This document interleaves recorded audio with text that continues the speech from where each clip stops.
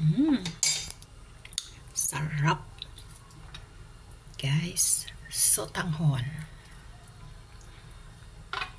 Lagyan natin ng sibuyas dahon para mas masarap. Ganito lang kasimple ang buhay. Simpleng-simple ang buhay natin. Ganito lang. Sotanghon. Ayan. Tsaka manok.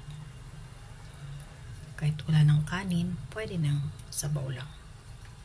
At saka lagyan ko siya ng dahon ng celery.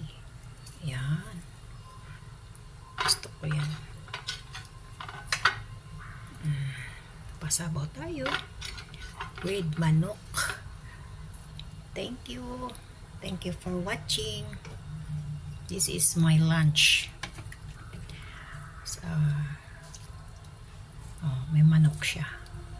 Konti lang. Pag nakulo, ayos na yan. Kasi half cook lang yung half cook ko lang yung ano. Thank you guys. Thank you. Sarap yung ulam. Ano po, sabaw.